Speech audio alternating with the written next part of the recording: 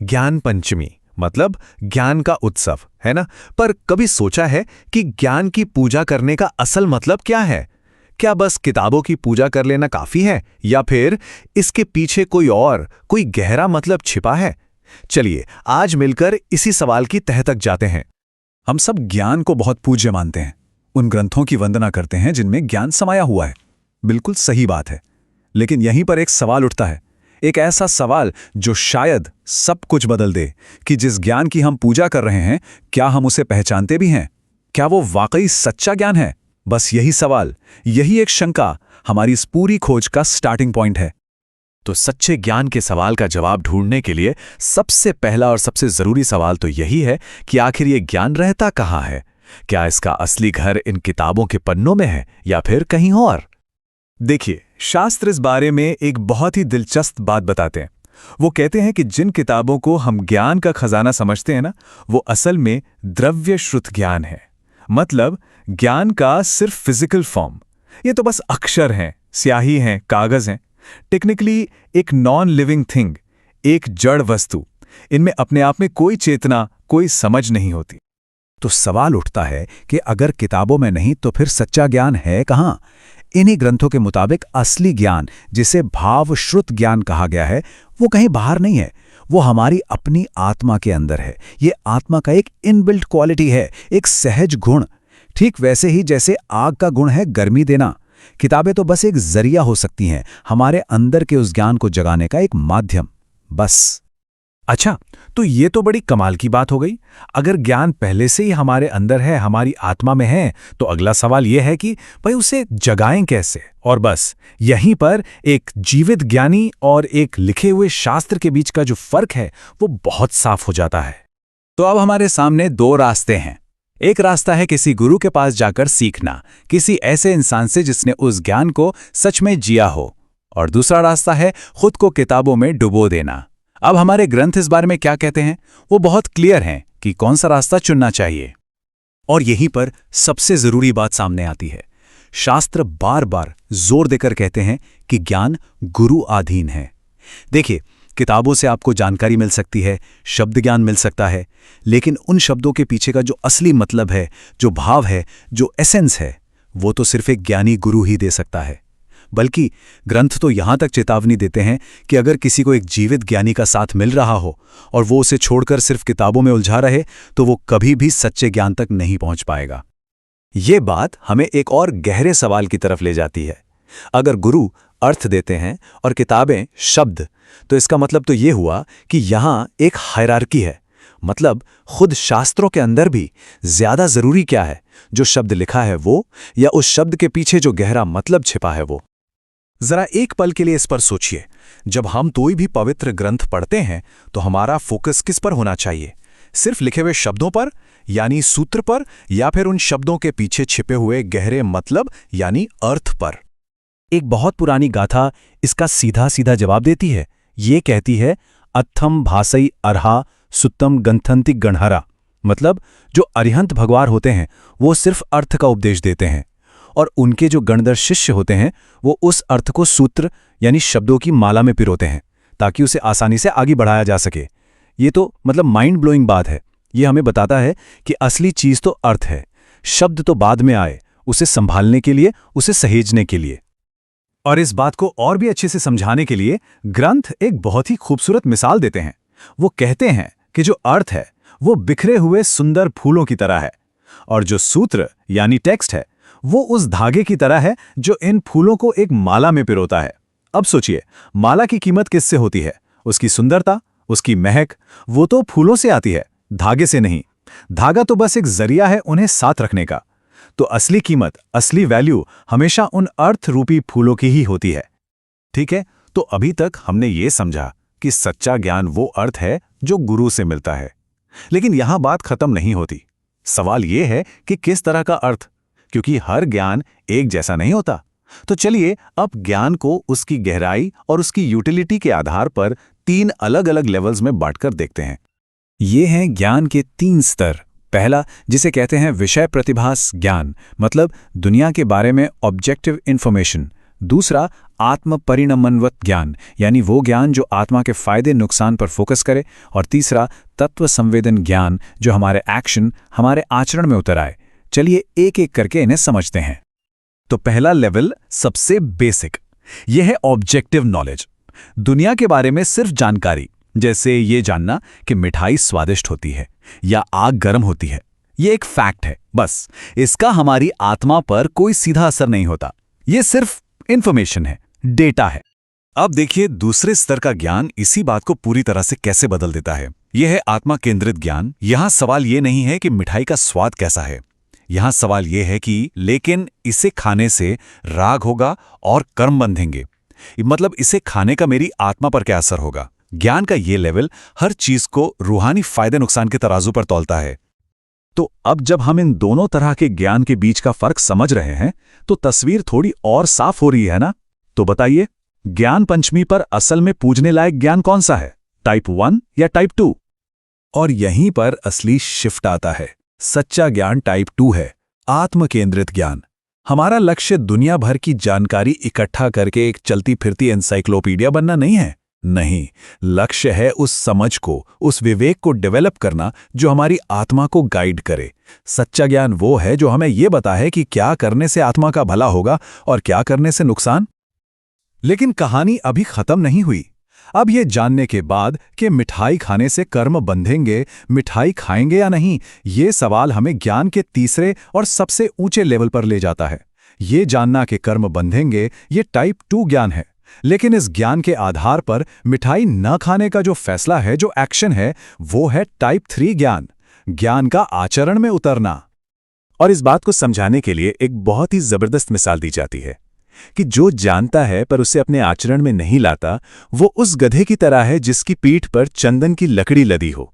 वो वजन तो महसूस करता है, पर चंदन की जो ठंडक है, जो खुशबू है, उसका अनुभव उसे कभी नहीं होता। बिल्कुल वैसे ही जो जानता है पर करता नहीं, वो ज्ञान के असली आनंद से, उसकी सुगंध से हमेशा दूर रह जाता है। तो अब इन सारे डॉट्स को जोड़ते हैं। ज्ञान आत्मा में है, गुरु से मिलता है, शब्द नहीं, अर्थ ही असलियत है, और उसे आचरण में लाना सबसे जरूरी है। जब हम इन सब बातों को एक साथ रखते हैं, तब जाकर हम समझ सकते हैं कि ज्ञान पंचमी की सच्ची आराधना, इसका सच्चा उत्सव कैसा होना चाहिए। लेकिन इससे पहले कि हम आगे बढ़ें, हमारे ग्रंथ आज के समय पर एक तीखी टिप्पणी करते हैं। वो कहते हैं कि हमने ज्ञान पंचमी को लाभ पंचमी बना दिया है। मतलब ये दिन जो एक आध्यात्मिक सफर शुरू करने का था, उसे हमने नया बिजनेस शुरू करने का दिन बना दिया है। ये तो इसके असल मकसद का मजाक उड़ाने जैसा है। तो फिर सच्ची पूजा क्या है? ये कोई बाहर का कर्मकांड नहीं है, ये एक अंदर का संकल्प है, एक रेजोल्यूशन। ये प्रण लेना कि हम सच्चे ज्ञान के लिए एक ज्ञानी गुरु की खोज करेंगे। ये कोशिश करना, ये पुरुषार्थ करना कि हम समझें कि हमारी आत्मा के लिए क्या अच्छा है। और सबसे जरूरी बात, सिर्फ सोचना नहीं, बल्कि उस दिशा में आज, अभी से पहला कदम उठाना। और अगर इस एक्टिव एफर्ट के महत्व पर जरा भी शक हो, तो बस ये एक बात जान लीजिए, शास्त्रों में 12 तरह के तप बताए गए हैं, और उनमें सबसे ऊंचा तप, सबसे बड़ी तपस्या स्वाध्याय को माना गया है, यानी ज्ञान पाने के लिए की जाने वाली मेहनत को, उपवास से भी ऊपर। तो आखिर में ज्ञान पंचमी का ये पर्व हम सबसे बस एक ही सवाल पूछता है कि हम ज्ञान का सिर्फ बोझ उठाते रहेंगे या फिर उसकी असली सुगंध का अनुभव भी करेंगे। फैसला हमारा है, और सच्चा उत्सव इसी फैसले में छिपा है। क्या कभी ऐसा महसूस होता है कि करना क्या है ये तो अच्छी तरह से पता है, पर बस शुरुआत ही नहीं हो पाती? या फिर ठीक इसका उल्टा, बिना सोचे समझे किसी काम में कूद पड़े और बाद में लगा के ये क्या कर दिया? ये जो जानने और करने के बीच का तनाव है ना, ये कोई नई बात नहीं है, ये एक बहुत पुराना संघर्ष है। और आज हम इसी की गुत्थी को थोड़ा सुलझाने की कोशिश करेंगे।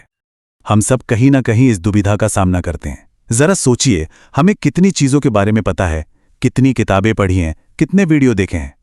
तो फिर सवाल ये उठता है कि सिर्फ रास्ता जानने भर से हम अपनी मंजिल तक क्यों नहीं पहुंच जाते? यही आज का सबसे बड़ा सवाल है कि ज्यादा जरूरी क्या है, रास्ता जानना या उस रास्ते पर चलना? देखिए, सदियों से हमें लगता रहा है कि हमें इन दोनों में से किसी एक को चुनना है, या तो ज्ञान या फिर कर्म। लेकिन क्या हो अगर ये चुनाव ही गलत हो? क्या हो अगर हमारी सबसे बड़ी गलती ही ज्ञान और कर्म को एक दूसरे का दुश्मन समझना हो? चलिए आज इसी नजरिए को बदलते हैं और देखते हैं कि कैसे ये दो ताकतें दुश्मन नहीं बल्कि एक दूसरे के बिना बिल्कुल अधूरे हैं। अच्छा, इस बात को और गहराई से समझने के लिए चलिए एक बहुत पुरानी कहानी का सहारा लेते हैं। ये कहानी बिल्कुल साफ साफ दिखाती है कि जब ज्ञान को कर्म से अलग कर दिया जाता है तो उसका अंजाम क्या होता है। तो कल्पना कीजिए कि एक घर में आग लगी है और अंदर दो लोग फंसे हुए हैं। इनमें से एक लंगड़ा है, उसे बाहर निकलने का रास्ता तो साफ साफ दिख रहा है, पर वो बेचारा चल नहीं सकता। तो उसकी देखने की शक्ति, उसका ज्ञान किसी काम का नहीं। वहीं दूसरा आदमी अंधा है, वो भाग सकता है, उसमें कर्म करने की पूरी क्षमता है, पर उससे रास्ता नहीं दिखता। तो उसकी ये क्षमता दिशाहीन है। अगर दोनों अकेले अकेले कोशिश करें तो दोनों का अंत निश्चित है। एक अपने ज्ञान की वजह से मारा जाएगा जिसे वो इस्तेमाल नहीं कर सकता, और दूसरा अपने कर्म की वजह से जिसे कोई दिशा नहीं मिलती।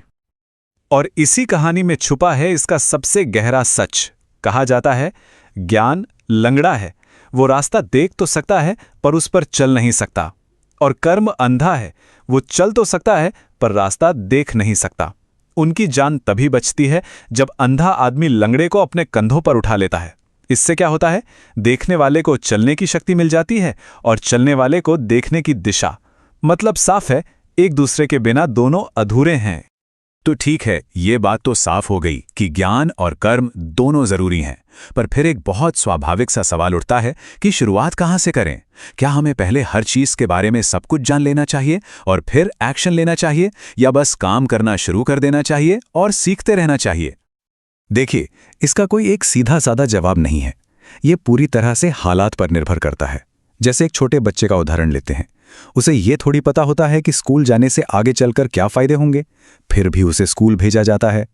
यहां पर कर्म यानी एक्शन समझ से पहले आता है। लेकिन वहीं एक 25 साल के नौजवान को काम पर जाने के लिए जबरदस्ती नहीं की जाती, उसे समझाया जाता है। यहां समझ कर्म के लिए प्रेरणा बनती है। तो सही तरीका क्या है, ये हमेशा संदर्भ पर ही निर्भर करता है। तो ये कोई एक तरफा रास्ता नहीं है, ये तो एक साइकिल जैसा है, एक फीडबैक लूप। जब हमारे पास समझ होती है तो हमारा कर्म बेहतर होता है, और फिर जब हम वो कर्म करते हैं तो उससे मिले अनुभव से हमारी समझ और भी गहरी और पक्की हो जाती है। ये एक ऐसा शक्तिशाली चक्र है जो हमें लगातार ऊपर की ओर ले जाता है, जहां हर कदम दूसरे को मजबूत करता है। चलिए अब एक बहुत ही जरूरी बात पर आते हैं। जब हम यहाँ ज्ञान शब्द का इस्तेमाल कर रहे हैं तो उसका मतलब सिर्फ जानकारी या इंफॉर्मेशन इकट्ठा करना नहीं है। इन दोनों में एक बहुत गहरा अंतर है जिसे समझना बेहद जरूरी है। इस फर्क को समझने के लिए 3 लेवल देखते हैं। सबसे पहले है सूचना या इंफॉर्मेशन। ये सिर्फ एक तथ्य है, जैसे कि पैसे से चीजें खरीदी जा सकते हैं, ठीक है। फिर आता है ज्ञान, यानी ये जानना कि उन खरीदी हुई चीजों का इस्तेमाल कैसे करना है। लेकिन सबसे ऊपर है बुद्धिमत्ता या विजडम। ये वो समझ है, वो विवेक है जो हमें ये बताता है कि हमें क्या खरीदना चाहिए और क्या नहीं खरीदना चाहिए। तो इस पूरी बातचीत में जब भी हम ज्ञान की बात कर रहे हैं, हमारा मतलब असल में इसी बुद्धिमत्ता से है। तो मतलब साफ है, असली लक्ष्य सिर्फ चीजें जानना नहीं है, बल्कि वो बुद्धिमत्ता हासिल करना है जो हमें सही और गलत के बीच, करने योग्य और न करने योग्य के बीच फर्क करना सिखाए। यही असली ज्ञान है। ठीक है, तो अब जब हम बुद्धिमत्ता का असली मतलब समझ गए हैं तो ये देखते हैं कि ये हमारे कामों को, हमारे एक्शन को कैसे बदल देती है। ये सिर्फ कर्म को रास्ता ही नहीं दिखाती, बल्कि उसे एक जबरदस्त ताकत भी देती है। ये रिश्ता हमारी सोच से कहीं ज्यादा गहरा है। इसके लिए एक बहुत ही कमाल की मिसाल दी जाती है। कहा गया है कि बुद्धिमत्ता सूरज की तरह है। उसका प्रकाश हमेशा रहता है, बहुत ताकतवर होता है और पूरी दुनिया को रोशन करता है। और वहीं दूसरी तरफ बिना बुद्धिमत्ता के किया गया काम वो एक जुगनू जैसा है। उसकी रोशनी कितनी होती है? जरा सी, बस पल भर के लिए, और मुश्किल से ही नजर आती है। चलिए इसको एक और उदाहरण से समझते हैं। सोचिए कि कर्म एक गोली की तरह है। अगर उस गोली को सिर्फ हाथ से फेंका जाए तो उसका क्या असर होगा? कुछ खास नहीं। लेकिन बुद्धिमत्ता वो उस बंदूक और बारूद की तरह है जो उसी गोली को जबरदस्त ताकत और एक सही दिशा देती है। हमारे कर्मों में असली दम, असली असर तभी आता है जब उनके पीछे बुद्धिमत्ता की ताकत हो। तो अब तक की बात से ये तो साफ है कि बुद्धिमत्ता और कर्म का ये जो मेल है, ये कोई डेस्टिनेशन नहीं है, जिसे एक बार हासिल कर लिया और बस काम खत्म। नहीं, ये तो जिंदगी भर चलने वाला एक अभ्यास है, एक सफर है जिस पर रोज चलना पड़ता है। अब जरा इस नंबर को देखिए, 74। ये क्या है? जरा सोचिए, एक 74 साल के गुरु जिन्होंने अपने जिंदगी में शायद सब कुछ हासिल कर लिया हो, उन्हें और सीखने की क्या जरूरत हो सकती है ना? बात एक ऐसे महान गुरु की है जिन्होंने 350 से भी ज्यादा किताबें लिखीं, जिनके हजारों शिष्य हैं। उन्होंने 74 साल की उम्र में बताया कि वो आज भी हर एक दिन शास्त्र के 3 नए श्लोक याद करते हैं। ये इस बात का कितना बड़ा सबूत है कि बुद्धिमत्ता की ये खोज ये कभी खत्म नहीं होती, ये तो रोज की साधना है। और सच कहूं तो यही इस पूरी बातचीत का सार है। बुद्धिमत्ता और कर्म का ये जो संगम है, ये कोई मंजिल नहीं है जिसे पाके बैठ जाना है, बल्कि ये वो रास्ता है जिस पर हमें हर दिन चलना है। तो आज की बात इसी एक सवाल के साथ खत्म करते हैं। हमारी जिंदगी एक्शन से, कर्म से पूरी तरह भरी हुई है। हम हमेशा कुछ ना कुछ कर रहे हैं, कहीं ना कहीं भाग रहे हैं, लेकिन हम उस बुद्धिमत्ता को पाने के लिए कितना वक्त निकालते हैं जो हमारे इन सारे कर्मों को एक मतलब देती है, एक दिशा देती है? ये एक सवाल है जिस पर हम सबको सोचना चाहिए। ज्ञान, नॉलेज, ये शब्द हम रोज सुनते हैं, पर कभी सोचा है कि इसका असली मतलब क्या है? क्या ये सिर्फ वो है जो मोटी मोटी किताबों में लिखा है, या फिर इसका कोई गहरा, कोई और ही रूप है जो हमारे अंदर छिपा है? आज हम ज्ञान की इसी पहेली को सुलझाने की कोशिश करेंगे और इसकी असली प्रकृति को समझेंगे। तो आज का हमारा सफर कैसा रहेगा? देखिए, सबसे पहले हम एक बहुत ही आम धारणा को परखेंगे, फिर ज्ञान के अलग अलग प्रकारों को जानेंगे। हम ये भी देखेंगे कि सिर्फ शब्दों में और असली समझ में क्या फर्क होता है, और हाँ, झूठे ज्ञान के खतरों पर भी बात करेंगे। और आखिर में हम ये समझेंगे कि कैसे जानकारी को एक असली बदलाव में बदला जाए और ज्ञान का सच्चा सम्मान कैसे किया जाए। तो चलिए शुरू करते हैं। तो चलिए सीधे सबसे बुनियादी सवाल पर आते हैं। एक ऐसा सवाल जिसका जवाब हम अक्सर मानकर चलते हैं। आखिर ये ज्ञान रहता कहाँ है? जब हम ज्ञान के बारे में सोचते हैं तो सबसे पहले क्या आता है दिमाग में? किताबें, शास्त्र, ग्रंथ, है ना? हमें लगता है कि ज्ञान इन्हीं में बंद है, पर क्या ये पूरी सच्चाई है? क्या ये ज्ञान का घर है या सिर्फ घर का पता? और यहीं पर एक बहुत ही गहरी बात सामने आती है। असल में ज्ञान कोई बाहर रखी हुई चीज नहीं है, ये आत्मा का एक अंदरूनी गुण है, उसकी ये क्वालिटी है। किताबें और शास्त्र तो बस उस खजाने तक पहुंचने का नक्शा है, वो खुद खजाना नहीं है। अच्छा, तो अगर ज्ञान आत्मा में रहता है तो ये कितनी तरह का होता है? क्या ये बस एक ही चीज है? नहीं, ऐसा बिल्कुल नहीं है। इसे समझने के लिए एक बहुत ही दिलचस्प फ्रेमवर्क है। प्राचीन ग्रंथों ने ज्ञान को 5 अलग अलग कैटेगरीज में बांटा है ताकि हम इसके अलग अलग रूपों को बेहतर तरीके से समझ सकें, और हर एक रूप अपने आप में बहुत खास है। चलिए इन्हें फटाफट से समझते हैं। मति ज्ञान वो है जो हमें अपने सेंसेस से, यानी इंद्रियों से मिलता है, जैसे किसी चीज को चखकर या छूकर जानना। फिर अवधि, मनःपर्यव और केवल ज्ञान आते हैं। ये बहुत ही ऊंचे स्तर के ज्ञान हैं जो सीधे आत्मा से जुड़े हैं। पर आज हम जिस पर फोकस करेंगे वो है श्रुत ज्ञान, यानी वो ज्ञान जो शब्दों से, शास्त्रों से मिलता है। और यहीं पर इस श्रुत ज्ञान के अंदर एक ऐसा फर्क छिपा है जो सब कुछ बदल देता है, और इसे समझना हमारे लिए बहुत ही जरूरी है। तो श्रुत ज्ञान मतलब वो नॉलेज जो लिखे हुए या बोले गए शब्दों से मिलती है, पर इसके भी 2 हिस्से हैं, और यही इस पूरी बात की जड़ है। जरा सोचिए, किसी के हाथ में एक ऐसी भाषा में लिखी किताब है जो उसे बिल्कुल नहीं आती। अब उस किताब में जो अक्षर हैं, जो स्याही है, वो है द्रव्य श्रुत, मतलब ज्ञान का बाहरी ढांचा, अ कंटेनर। लेकिन जब उन शब्दों को पढ़कर समझा जाता है और अंदर एक रोशनी सी जलती है, एक अच्छा तो ये बात है वाला मोमेंट, वो है भावश्रुत, वो असली समझ जो आत्मा का हिस्सा बन जाती है। बिना इस भावश्रुत के वो अक्षर तो बस कागज पर निशान है और कुछ नहीं। इस बात को समझने के लिए इससे बेहतर मिसाल नहीं हो सकती। घास और दूध के बारे में सोचिए। घास क्या है? सोर्स है, पर असली पोषण, असली कीमत किसमें है? दूध में, जो घास से ही बना है पर एक ट्रांसफॉर्म्ड प्रोडक्ट है। बिल्कुल वैसे ही भावश्रुत यानी हमारे अंदर उतरा हुआ ज्ञान उन शब्दों से कहीं कहीं ज्यादा कीमती है। एक पुरानी कहावत इस बात को एकदम पक्का कर देती है। मतलब पैसा तो गांठ में बंधा हो तब काम आता है, और विद्या वो जो कंठ में हो, जो याद हो। मुसीबत के समय पूरी लाइब्रेरी किसी काम नहीं आएगी, काम आएगा वो ज्ञान जो हमारा अपना बन चुका है, जिसे हम कभी भी इस्तेमाल कर सकते हैं। चलिए अब एक और जरूरी पहलू देखते हैं, ज्ञान का उल्टा अज्ञान। पर यहां भी एक ट्विस्ट है, हर तरह का अज्ञान एक बराबर नहीं होता। आमतौर पर अज्ञान का मतलब हम क्या समझते हैं? किसी चीज के बारे में पता न होना, जानकारी की कमी। पर इसका एक और ज्यादा खतरनाक रूप है, गलत जानकारी होना, किसी गलत बात को सच मानकर बैठ जाना। देखिए कितना साफ फर्क है।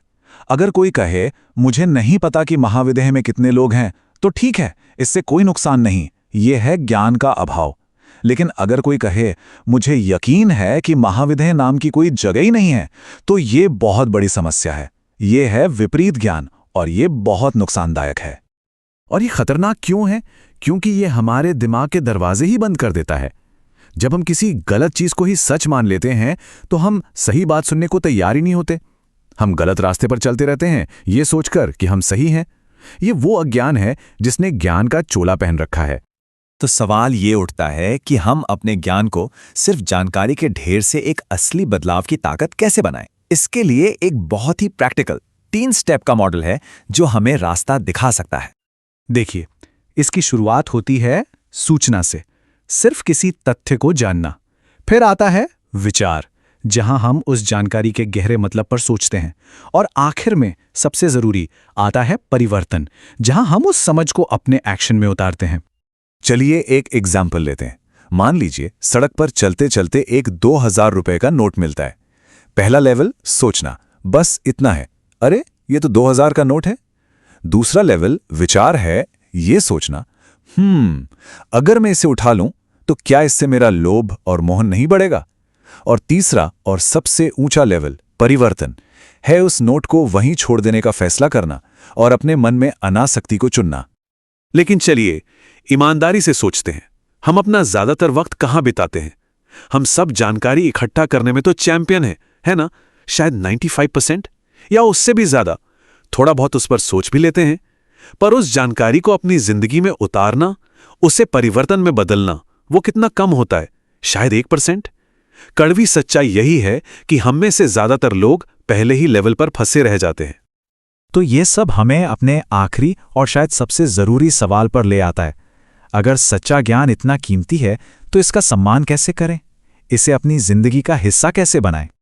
एक बहुत सीधा सा नियम है, किसी भी गुण का सम्मान करने के लिए उस व्यक्ति का सम्मान करना पड़ता है जिसमें वो गुण है ना?